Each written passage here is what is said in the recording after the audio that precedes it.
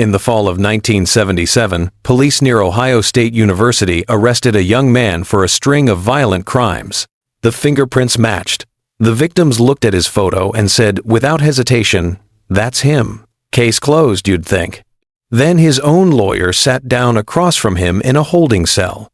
The man looked up, spoke in a completely different voice, and said, "I'm not Billy. Billy's asleep. Arthur won't let him wake up. I'm David." The lawyer just stared. "What do you mean? You're not you, and he's him." Over the next few days, the guards saw it too. This one prisoner would shift, with no warning at all.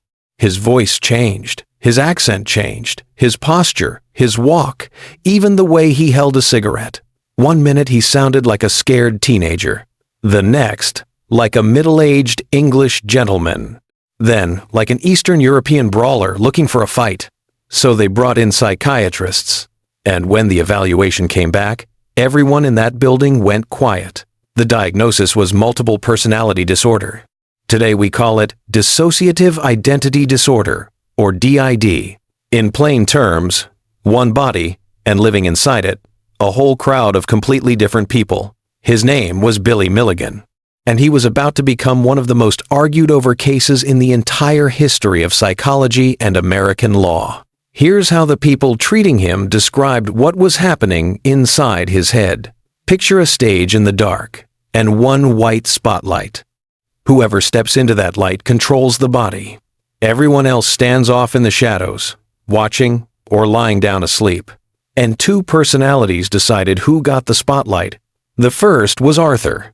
He carried himself like British upper class, spoke with a crisp English accent, and had taught himself physics, chemistry, even medicine out of books. In a safe environment, Arthur decided who was allowed to step into the light. The second was Reagan, his total opposite. Slavic accent, frightening strength, trained in combat. When things got dangerous, Reagan took control because his job was to protect everyone. Between them, Arthur and Reagan held a kind of veto. If they both said no to a personality, that personality stayed in the dark. But here's the part that changes everything. The original Billy, the core self, had been asleep for years.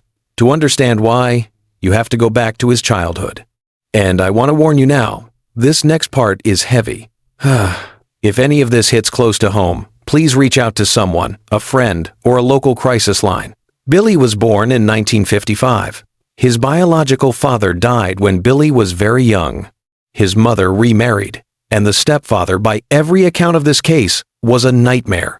What happened to Billy as a kid is the kind of thing no child should ever survive at the hands of the one adult who was supposed to keep him safe.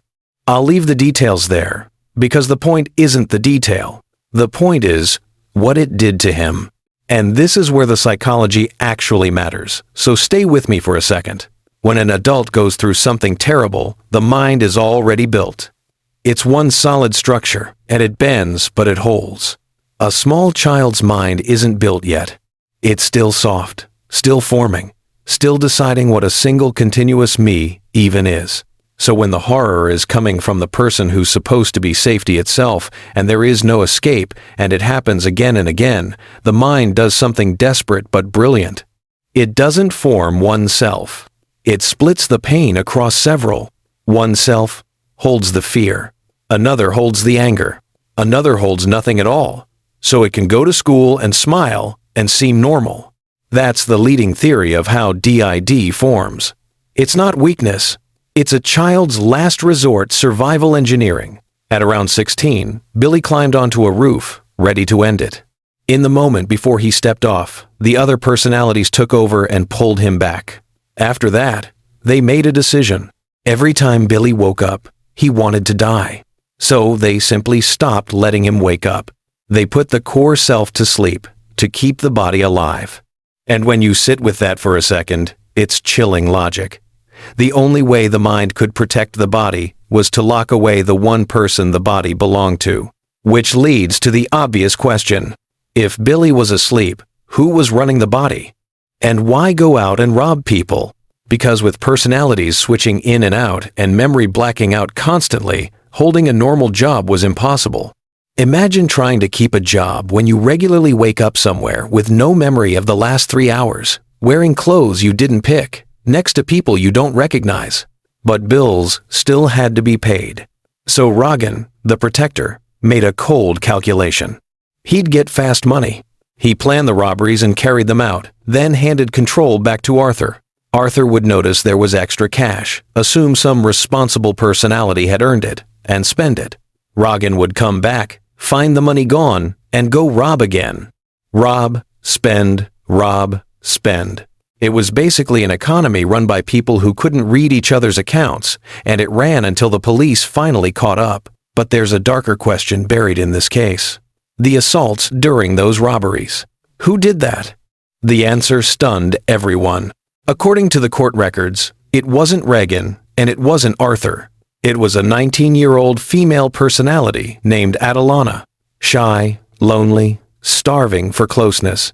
And here's the strange thing that says everything about this disorder. The male fighter who planned the robberies and the female personality behind the assaults may not have even known what the other one had done. If you look at how DID gets described in the clinical literature, that memory wall isn't a bug. It's the whole survival trick, keeping each piece from having to carry what the others did.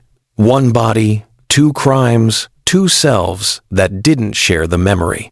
Now, I know exactly what you're thinking. Come on, this is an act. Nobody's buying this. Honestly, that was my first reaction too. So let's actually look at how convincing these switches were. If you'd seen it in person, it wasn't a guy making faces. When Arthur came out, Billy would straighten his spine, tuck his chin, and use careful, formal words like an aristocrat who'd just flown in from London. When Rogan came out, the accent snapped to Eastern Europe, and the body went aggressive. Alan was the only right-handed one, and the only one who smoked. Same body, and depending on who was in the light, even the dominant hand changed. Then there's Tommy, a 16-year-old escape artist. The police were worried Billy would hurt himself, so they put him in a restraint jacket. Tommy came out, slipped right out of it, rolled it up, used it as a pillow, and went to sleep. The theory was he'd learned that skill as a child, from being tied up at home, and from the inside. Billy always described the switching the same way. Whoever stands in that spotlight runs everything.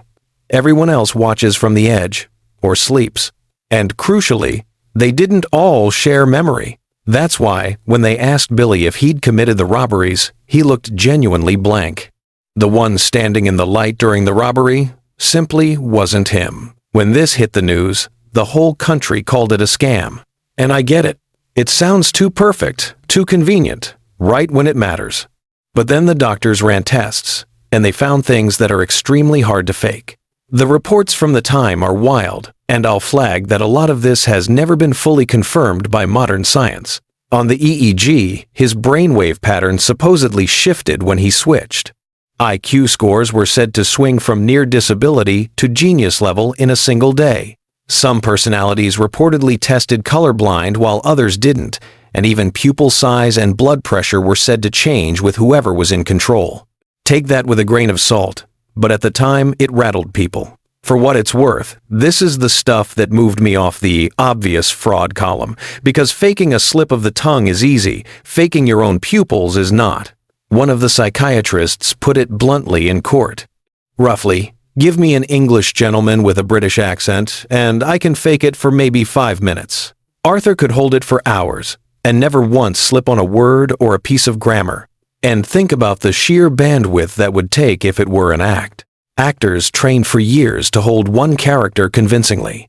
Billy would have needed to hold dozens, each with its own voice, handwriting, temper, and childhood, and switch between them on the spot, in a cell, under a spotlight of doctors trying to catch him lying. And here's the thing. It wasn't 10 personalities. During treatment they eventually counted 23, most of them held back by Arthur. Later, in therapy, a 24th appeared, called the teacher, who carried all the memories and knowledge of the others and was the closest thing to a whole normal person. And it's not just a long roster. Each one came with a fixed age, a fixed accent, a fixed gender, its own skill set, even different allergies. There was Christine, a 3-year-old girl with a reading problem. Among the ones Arthur kept suppressed, a cold criminal planner and a 4-year-old who reportedly made a buzzing sound like a bee. That's the detail that gets me. Nobody committing a scam invents a toddler who hums like an insect and then never uses him for anything. Now the courtroom. This turned into one of the fiercest fake or real fights American law had ever seen, and it split the experts down the middle. The prosecution's position was simple. Billy was a high IQ criminal faking mental illness. Their logic? If he really had multiple personalities, why did he conveniently switch to the criminal one exactly when it was time to commit a crime? A little too neat. And honestly, that's the one question I can never fully shake. It's the strongest thing the skeptics have, and no amount of brainwave charts makes it disappear completely. The defense fought back with medicine. They brought in a team of top psychiatrists and a psychologist. That psychologist was the first person to actually meet Billy's other personalities, and she walked the court through how the whole internal system worked. Imagine being on that jury. You are not being asked the usual question, did he do it? Everyone agrees the body did it. You are being asked something no jury is really equipped to answer. Was there anybody home who should pay for it? The defense's core argument was this. Reagan committed the robberies. Adelana committed the assaults. And Billy, the core self, the one who should legally answer for it, had been asleep for years. How do you hold a man who's been asleep for years responsible for what his body did? The verdict came down in early December of 1978. The judge made a ruling with no precedent behind it and wrote a line legal scholars have quoted ever since.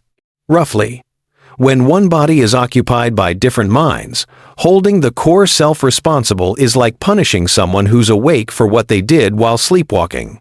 And whatever you think of the outcome, that's a genuinely hard problem, because our whole idea of guilt is built on a simple assumption. One person, one mind, one memory. Billy broke that assumption in half. The court accepted the psychiatric testimony, found that Billy was legally insane at the time of the crimes, and declared him not guilty, then sent him to a psychiatric hospital for treatment. He'd been charged with robberies, kidnappings, and other serious felonies, 10 counts in total. And he became the first person in American history found not guilty of major felonies by reason of multiple personality disorder. The acquittal set off a firestorm. A lot of people saw it as a loophole that let a criminal walk. And you can understand the fury of anyone who'd been hurt, watching the man who did it get sent to a hospital instead of a prison. But the bigger story is what it did to the law, because this one case basically rewrote the rules for every insanity defense that came after. Before Billy's case, the defense only had to raise evidence of insanity, and the prosecution had to prove the defendant was sane. That sounds technical, but it decides everything. It puts the burden on the state. Here's why that matters. In American law, doubt normally works in the defendant's favor. So, under the old rule, if the sanity question was murky, that murkiness protected the accused. After Billy, Ohio flipped it. Now the defense has to prove the defendant was insane. Think about what that shift really does. It means the doubt no longer works in your favor. You have to affirmatively build the case for your own broken mind. With experts, with records, with the burden on you. Billy was more or less the last person acquitted simply because the state couldn't prove he was sane. His case was so unsettling it changed the rules so it could never happen the same way again. And to this day, the case gets picked apart in both psychology and law classes precisely because nobody has cleanly solved the question at the center of it. So how does it end? Not like a fairy tale. Billy spent about a decade in psychiatric hospitals. The whole goal of treatment was to slowly fuse the personalities back into one, to take 20-something separate survival strategies and merge them into a single person who could actually live a life. By the late 80s, they'd merged enough, with the teacher leading, that he was released back into society. But the public still saw him as a ticking bomb. He couldn't hold a real job. He scraped by selling paintings and on public assistance, and kept bouncing in and out of trouble over small conflicts. Late in life, he was diagnosed with cancer. In December of 2014, Billy died in a nursing home in Ohio at 59. And right up to the end, his therapist admitted that even though the teacher was usually in charge, under enough pressure, some of the old personalities could still surface for a moment. The pieces never fully stayed together. Under stress, the old cracks reopened. So here's the question I keep coming back to. If he was acting, explain the brainwaves and the physical tests, and explain how a man keeps up the greatest performance in criminal history for decades with nothing to gain from it anymore. And if it was real, why did he keep falling apart after he got out? Because here's the way to understand this disorder that actually sticks. It isn't a bunch of different people moving into one body. It's one whole person who took trauma so unimaginable that the self shattered into pieces, and each piece learned to survive on its own. Billy's tragedy is that he spent his entire life trying to put those pieces back together. But the fear people had of him, and the way the media fed on him, meant he never really escaped the shadow under that spotlight. He survived his childhood by breaking apart, and then he spent the rest of his life discovering that in a world this scared of him, staying whole might have been the harder job of the two. Trauma can break a person into 24 pieces. And healing, it turns out, can be even harder than the breaking. I genuinely go back and forth on this every single time. Faker, or the most extreme survival story you've ever heard? Tell me in the comments which side you land on and what single detail tipped you there.